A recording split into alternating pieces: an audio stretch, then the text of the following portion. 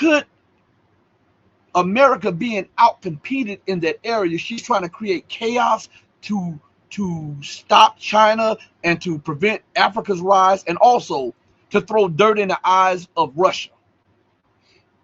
Exactly. I mean, that is exactly it. That's what they're doing here in Southeast Asia. This is what they're doing worldwide. They cannot compete with China. It is impossible for them to compete with China. Even if a real leader got into power in the U.S., made all the right decisions, it would take decades to reform the U.S. into a functioning, constructive nation state rather than an empire. So that is exactly what they're doing. They can't compete in Africa, so they're going to just knock everything down. They can't compete here in Southeast Asia, so their goal is to just create chaos and burn everything to the ground. They attempted to install a client regime in Myanmar. The military overthrew it, and since then the U.S. has been pumping arms and money into these opposition groups to create an armed conflict that is preventing Myanmar from functioning as a normal, prosperous nation state.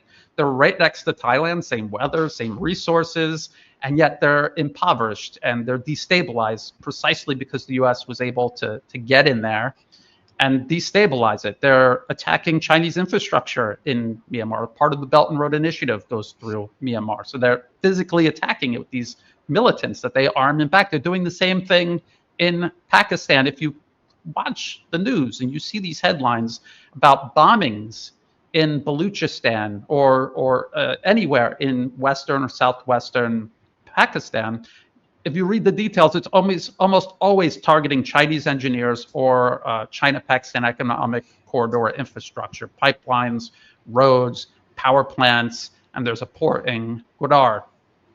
And so that is exactly what they're doing. And here is President Trump fighting against the deep state, so we're told, and yet he's carrying on with this global campaign to slash and burn because they're unable to compete and they're being displaced. And they can't have it. If they cannot win the game, they're going to flip the board over. That's what President Biden was presiding over. That is now what President Trump is presiding over. Continuity of agenda, whether people want to accept it or not, whether they want to admit it or not.